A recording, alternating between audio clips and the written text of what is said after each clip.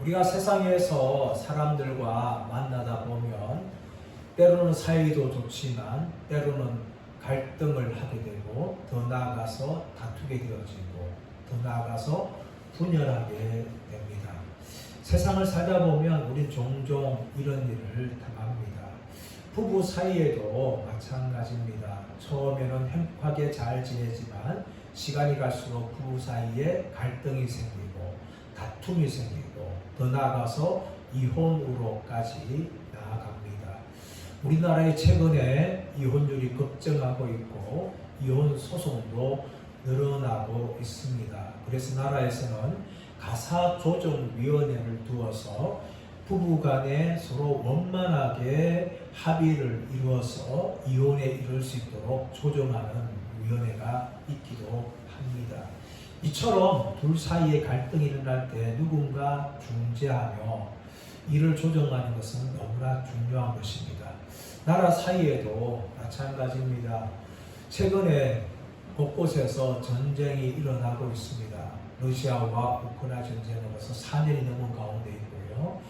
또 이스라엘과 미국과 이란과의 또 전쟁이 발생하여서 전 세계가 긴장하고 있고 많은 피해를 입고 있습니다. 이때에 빨리 전쟁을 끝이 나게 나야 되는데 이 전쟁을 끝내게 하기 위해서 종식시키기 위해서 제3국의 나라가 두 사이에 중재하면 효과적으로 또 합의에 이룰 수 있고 또 전쟁을 멈출 수가 있는 것입니다. 교회도 마찬가지입니다. 교회 안에는 수많은 사람들이 모입니다. 특히 교인들은 죄인인 인간들이 모이는 곳입니다. 그러다 보면 교인들 간에 서로 갈등하고 다투게 되어집니다. 저는 청소년기와 청년기에 모였던 교회가 장로님과 목사님과의 갈등이 일어나서 그로 인하여서 교회가 심하게 상처받는 것을 저는 보면서 자랐습니다. 몇 명의 목사님이 교회에서 사임하는 것을 저는 보았기 때문에 참 교회에 대한 아픔이 있습니다. 그래서 교회는 싸우지 말고 화평해야 되는 곳이라는 것을 힘써야 되는 것을 저는 지금도 생각하고 있습니다. 여전히 지금도 교회는 싸우고 있어요. 수많은 교회에서 다툼이 일어나고 그로 인하여서 교회가 깨어지는 일들이 안타깝지만 지금도 일어나는 것을 보게 되어집니다. 고린도 교회도 예외가 아니었습니다. 고린도 교회 안에도 많은 다툼이 있었고 분열이 있었습니다. 하지만 사도 바울은 교회가 하나 되기 위해서 힘을 썼습니다. 그 이유는 무엇인가 하면 교회는 주 안에서 하나가 되어야 되기 때문입니다. 그리고 더 나아가서는 사도 바울은 화목의 복음을 증거하였습니다. 그래서 사도 바울은 고린도 교회가 하나 되기를 힘썼고 또 자신이 화목의 직분자로서 사역을 했다는 것을 이 고린도 후서에서 고백을 하고 있습니다. 자, 그렇다면 오늘 본문에서 사도 바울은 무엇을 말씀하고 있습니까? 두 가지를 말하고 있는데 하나는 바로 하나님께서 화목을 위해서 일하시는 분이라는 것을 우리에게 말씀합니다. 자, 18절 말씀 볼까요? 18절 시작. 모든 것이 하나님께로서 났으며 그가 그리스도로 말미암아 우리를 자기와 화목하게 하시고 또 우리에게 화목하게 하는 직분을 주셨으니 모든 것이 하나님께로 났다라고 말합니다. 이 모든 것이 무엇일까요? 앞에 있는 17절 말씀과 연관되어집니다. 17절 말씀 보시면 그런즉 누구든지 그리스도 안에 있으면 새로운 피조물이라 이전 것은 지나갔으니 보라 새 것이 되었도다. 그런즉 누구든지 그리스도 안에 있으면 새로운 피조물이다. 하나님께서 새로운 창조물로 만드시는 구원의 사역을 17절에서 말하고 있는 것입니다.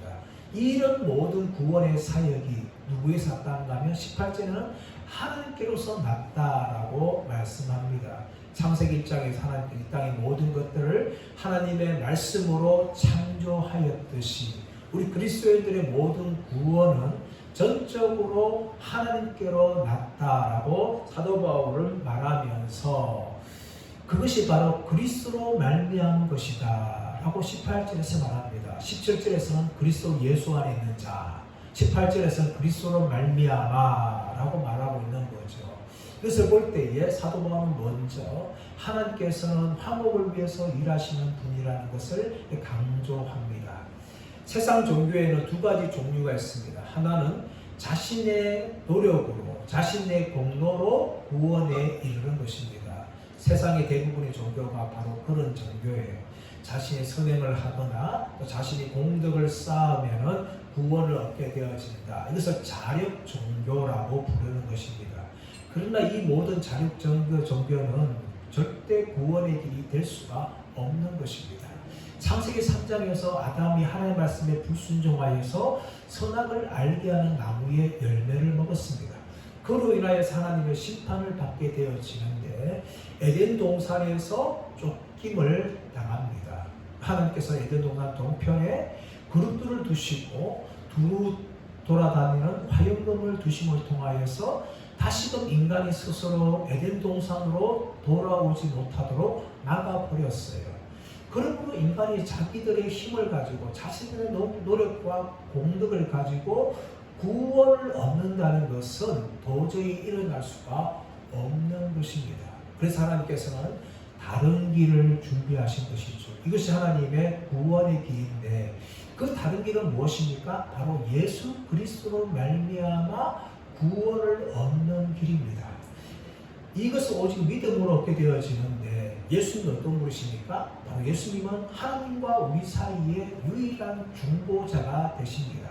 디모데전서 2장 5절 말씀 보시면 하나님은 한 분이시요 또 하나님과 사람 사이의 중보자도 한 분이시니 그리스도 예수시다 라고 말씀합니다.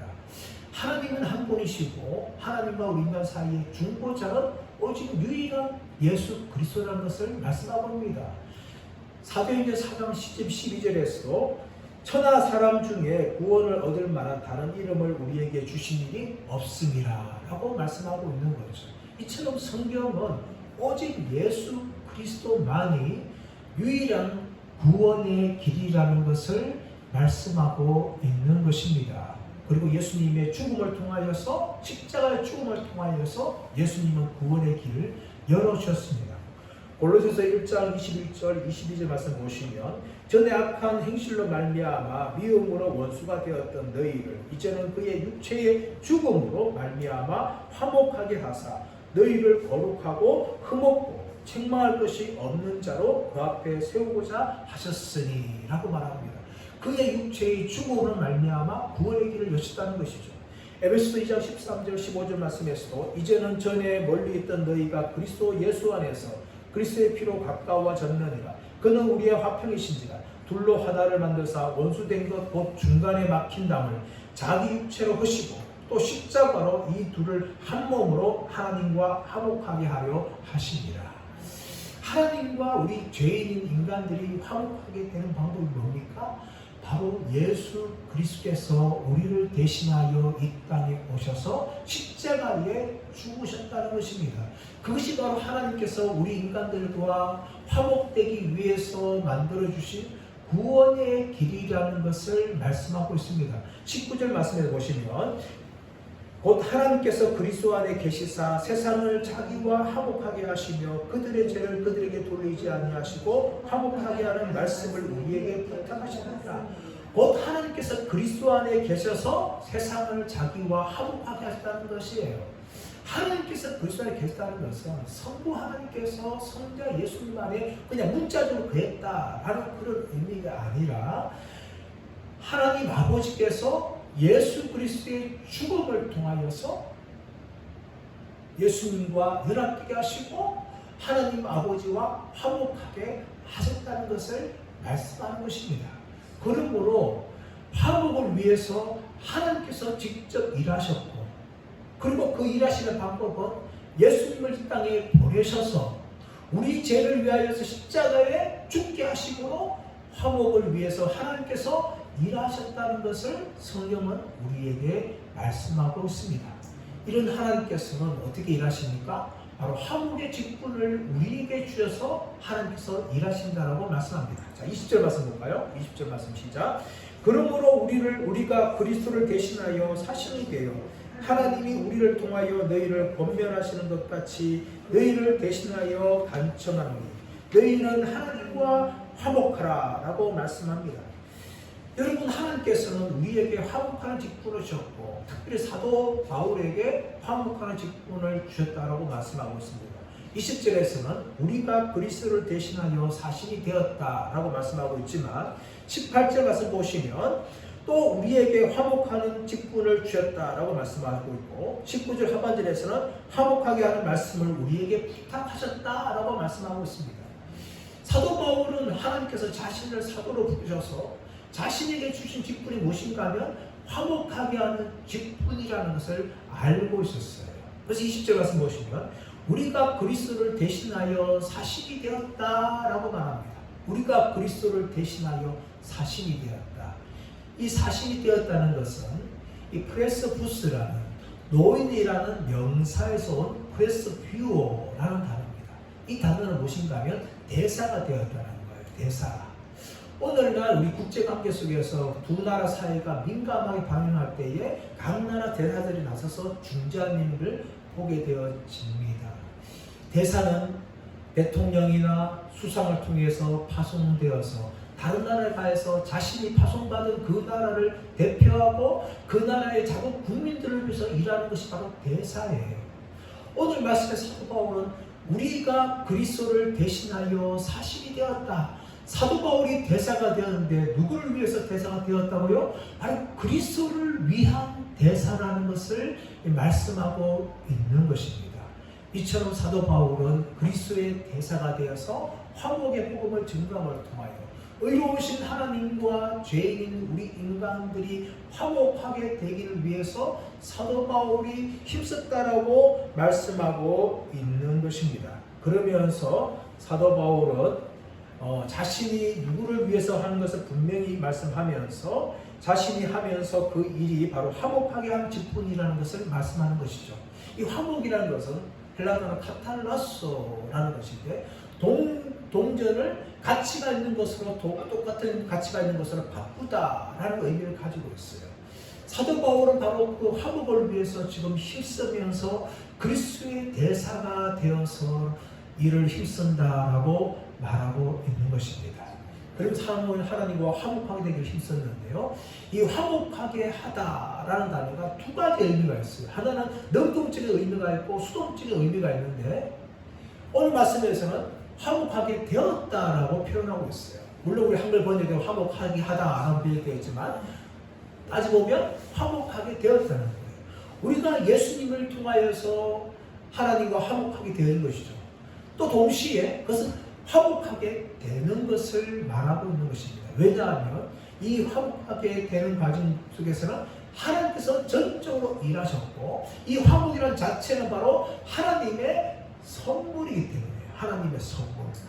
하나님께서 전적으로 일하심을 통하여서 예수님을 위해서 우리를 보내시고 또 믿음이라는 선물을 주셔서 우리가 믿게 하심을 통하여서 화목하게 되게 하시는 것이에요. 그러므로 이 화목하게 하는 것은 이 두 가지가 의미가 있는데 그 방법이 무엇인가 하면 바로 19절 말씀 보시면 20절 말씀 보시면 21절 말씀 보시면 무엇을 말씀하고 있는가 하면 하나님이 죄를 알지도 못하신 이를 우리를 대신하여 죄를 삼으신 것은 우리로 하여금 그 안에서 하나님의 의가 되게 하려 하십니다. 하나님이 어떤 방법으로 일하시는가 하면 하나님이 죄를 알지도 못하신 이를 우리를 대신하여 죄로 삼으시기 때문에 가능하다는 것이죠.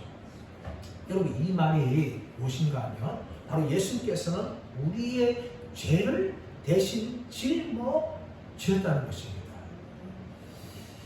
여러분, 아담이 범죄한 이후로 인간의 죄는 물밑에 들어왔어요. 마치 쓰나미가 한번 몰아치면 그 지역을 초토화시키듯이 이 죄는 아담을 통하여서 쓰나미처럼 우리 인간들 가운데 들어와서 인간을 초토화시킨 것이 바로 죄입니다. 또 한편으로 죄는 무엇인가 하면 전염병이에요. 전염병을 우리가 몇 년 전에 코로나를 겪지 않았습니까? 전 세계가 이 코로나 때문에 몇 년 동안 힘들었어요. 바로 죄는 쓰나미와 같고 죄는 전염병과 같습니다. 그래서 모든 인간들은 죄로 말미암아 오염되어지고 죄책을 짊어져서 하나님의 심판을 받는 대상이 되었습니다. 근데 하나님께서 죄를 알지도 못한 이를 예수 그리스도를 우리를 위해서 보내셨어요. 예수님 우리와 똑같은 인간이시지만 아담의 방법을 통하여 이 땅에 오신 것이 아니에요.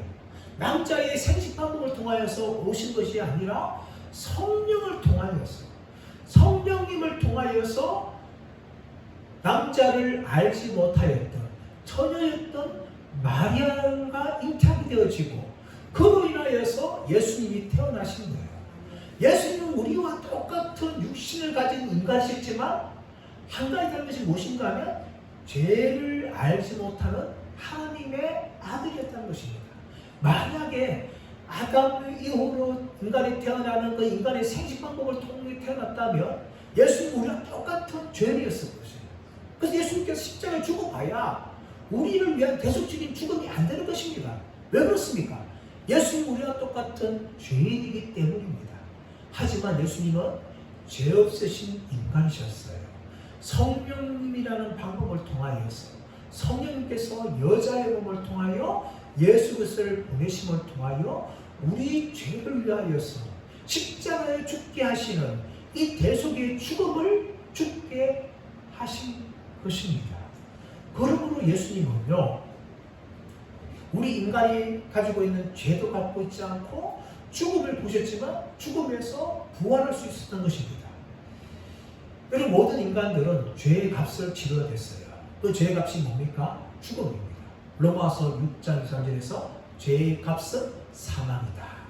에스겔서 18장 20절 말씀 보시면 범죄한 자들은 죽으리라. 인간은 죄 말미암아 죽게 된 존재였어요. 그래서 창세기 5장 말씀 가보시면 이 아담이 후손을 낳게 되어지는데 몇 세에 누구를 낳고 몇 살을 살다가 결론이 무엇인가 하면 죽었다. 아담이 969세를 살았다 할지라도 그의 결론은 죽었다는 거예요. 아무리 900세가 넘게 산다 할지라도 모든 인간들은 죄의 결과를 위하여서 죽게 되는 거예요. 이것이 우리 인간의 한계입니다. 하지만 죄 없으신 예수님께서 이 땅에 오심을 통하여 우리 인간들에게 무엇을 몰아내신가 하면 죽음을 몰아내어 주시고 영생을 주시는 것이죠. 요한복음 5장 24절 말씀 보시면 내가 진실로 진실로 너희에게 이르노니 내 말을 듣고 또 나 보내신 이를 믿는 자는 영생을 얻었고 심판에 이르지 아니하나니 사망에서 생명으로 옮겼느니라. 모든 인간들은 다 죽게 되어 있어요. 이것이 인간의 한계였습니다. 하지만 예수 그리스도를 믿는 자는 영생을 얻었고 심판에 이르지 않으니 사망에서 생명으로 옮겼다 하고 성경은 우리에게 선언하고 있어요. 그로 인하여서 우리 인간에 주어진 결과가 무엇입니까? 우리 인간들은 하나님 앞에서 의롭다라는 인정을 받게 되어집니다. 21절 하반절 말씀 가보시면 우리로 하여금 그 안에서 하나님의 의가 되게 하려 하시니라. 우리로 하여금 그 안에서, 그 안이 뭡니까? 예수 그리스도 안에서. 예수 그리스도 안에서 하나님 앞에서 의가 된다는 거예요. 예수님을 믿기 전에는 우리 모두가 다 하나님의 심판의 대상이었고 하나님 앞에 반역자들이었어요. 당연히 멸망받아야 될 자들이었습니다. 하지만 예수 그리스도를 믿음을 통하여 하나님 앞에서 의로운 자로 인정받는 거예요. 그것이 무엇입니까? 바로 의의 정가, 의의 교환이라고 말하는 것입니다. 예수님께서 의로우신 분이시고 우리의 십자가에 죽으셨기 때문에 예수님을 믿는 자들에게는 무엇이 전달되어지는가 하면 하나님의 의가 우리에게 주입되어집니다. 반대로 우리에게 있는 죄는 예수님께 가는 거예요. 예수님께서 우리의 죄를 짊어지고 하나님의 모든 심판을 바로 십자가 위에서 당하셨습니다. 정거가 이루어지는 거죠. 교환이 이루어지는 것입니다. 예수님의 의는 우리에게 오는 것이고 우리의 죄는 예수님께 감을 통하여서 십자가에서 우리를 대신하여 죽으신다는 것이죠. 십자가의 죽음은 바로 이 의의 교환이 이루어지는 것입니다. 예수님의 의가 우리에게 주어져서 더 이상 하나님의 심판의 대상이며 멸망의 대상인 우리들이 하나님 앞에서 의롭다함 받게 되어지고 하늘나라의 상속자가 되는 것입니다. 이것이 바로 사도 바울이 증거하였던 화목의 복음입니다. 사랑 여러분, 우리는 바로 하나님의 은혜를 받음을 통하여서 하나님과 화목하게 되었습니다. 더 이상 우리는 죄에 대해서 책임을 지지 않아도 됩니다. 왜냐하면 예수님께서 십자가에서 이미 죄에 대한 책임을 다 감당했기 때문입니다. 대신에 우리는 하나님 앞에서 의로운 자가 되었고 하나님 앞에서 자녀가 되었고 하나님 나라의 이 상속자가 되었습니다. 이것이 바로 화목의 직분을 위해서 일하신 하나님의 은혜고 또 화목의 직분을 통해서 일하셨던 하나님의 은혜라는 것을 우리가 볼 수가 있는 것입니다. 이제 말씀의 결론을 맺기를 원합니다. 사도 바울은 다메섹 도상에서 부름받음을 통하여서 화목의 사도로서 화목의 복음을 증거하였습니다. 그러나 여러분, 이 화목의 직분은 사도 바울에게만 주어진 것이 아닙니다. 저와 여러분 모두에게도 다 주어진 것이에요. 우리가 예수님을 믿음을 통하여서 예수님 앞에서 어렵다라고 우리가 인정받는 그 순간부터 우리는 사도 바울처럼 화목의 직분을 받은 자들이에요. 왜냐하면 우리가 증거하는 그 복음은 여전히 죄 가운데서 심판받아야 될 그 죄인들이 하나님과 화목하게 되어지고 하나님 앞에서 어렵다 할 수 있는 능력을 가진 것이기 때문입니다. 그러므로 저와 여러분이 어디를 가든지 화목의 직분자 되기를 축복합니다. 우리의 힘으로 하는 것이 아니라 우리를 위해서 십자가에서 죽으신 예수님을 통하여서 우리가 그 복음을 증거할 때 우리를 통해서 지금도 일하실 줄 믿습니다. 저는 어디를 가든지 간에 화목의 직분자로 쓰임받는 복된 사람들 되시기를 예수의 이름으로 축원합니다.